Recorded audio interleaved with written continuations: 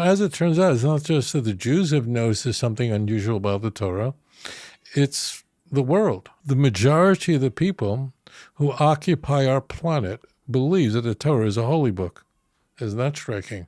And I assure you they're not expressing this view because they just love Jews so much. There are many people who have a favorable view of Jewish people, but we have our fair share of enemies.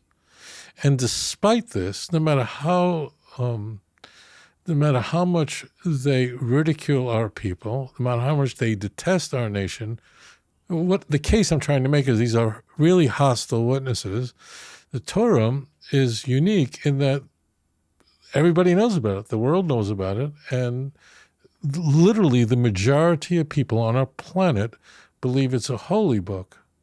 Moreover, the Torah predicts this. In Deuteronomy chapter 4, the Torah says explicitly that the nations of the world are going to see your Torah and say, what a wise nation this is that has such wise laws.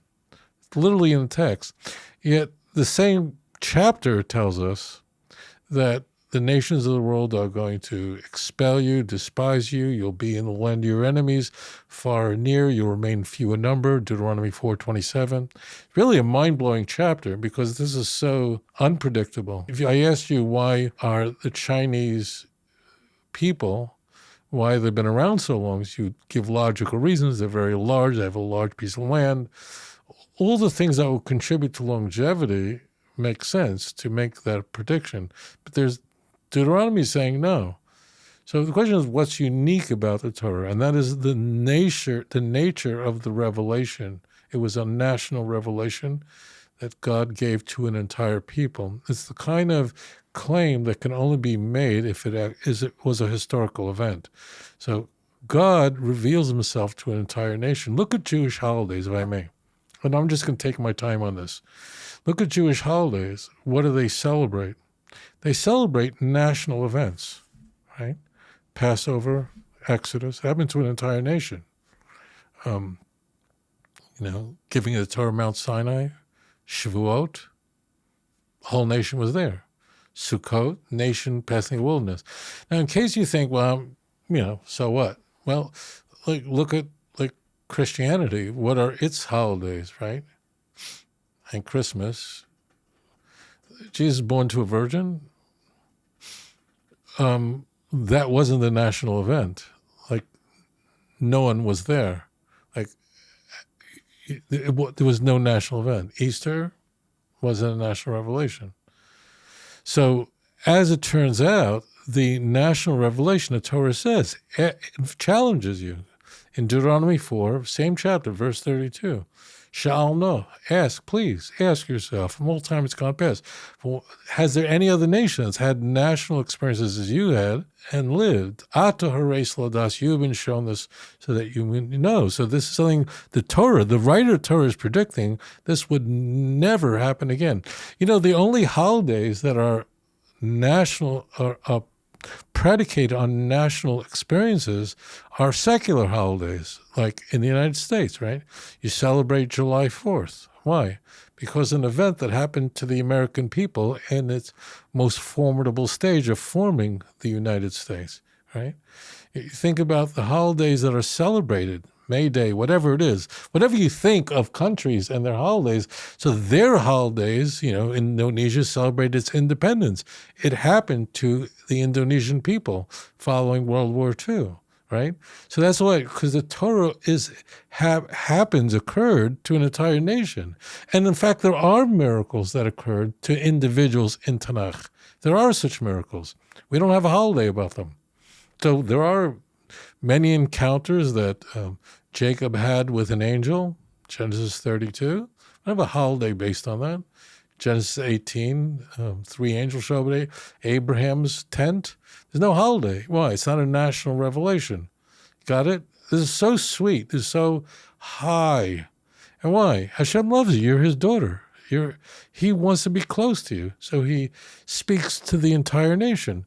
Once the nation understood that God is speaking, so then Moshe Rabbeinu, a blessed memory, who the nation interact with and regard him in the highest, the nation loved Moshe, Vayiminu b'Hashem Moshe Avdo, so deeply that it almost became dangerous where they thought, Moses is gone, we need to have somebody else.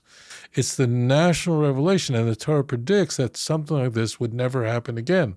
So there are many other religions, and their prophets made claims, and you either believe them or don't believe them. You're welcome to, or not, but it's just you believe them. But the national revelation is something completely unique, unprecedented in history. It is the better claim, clearly the better claim to make, right? It's more credible. So why haven't other religions made use of this? The answer is they can't. I could tell you that a miracle happened to me today. You might believe me, but I can't convince you that that miracle happened to you as well, because you're there, and you, if it didn't happen, you would immediately know it isn't true. So the book is given to a people who know precisely about what has occurred to them. And in fact, just to end this off, in Deuteronomy 32, the Torah says, look, if you have questions, you want to know more about what happened, Sha'al avicha v'yagedcha zekeinecha v'yemruach. Ask your father, he'll know about it. Your elders, they'll tell you the whole story. So the book is saying, just ask your elders, they know about it. Why? Because they were there. If the Torah was invented and the stories were invented, the book would never send you to grandfather.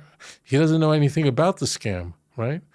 And that's why you don't have a similar passage like that in the Christian Bible. That's why the Torah is utterly, completely unique. One other point it should be said, and that is in Judaism, the gold standard of evidence is the prediction. It's the same thing you find in the sciences, that ultimately when the Torah makes predictions about history, and those predictions are validated through history, just like Einstein in the early 20th century made predictions about observations in the universe and about gravitational pull. And it took time for people to grab a telescope and go to some odd place to observe an eclipse and to notice that what Einstein had predicted, actually, they were able to observe. That's the gold standard of Judaism, and that is what happens to the nation, an eternal nation that goes into exile, suffers, but ultimately God preserves. Anyways, thank you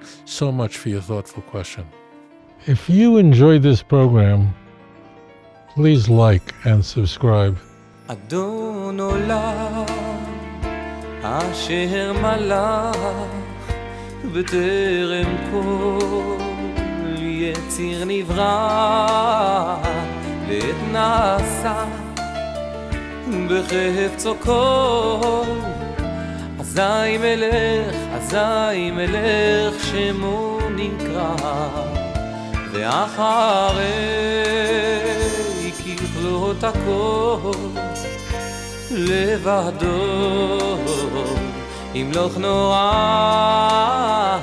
והוא היה והוא הווה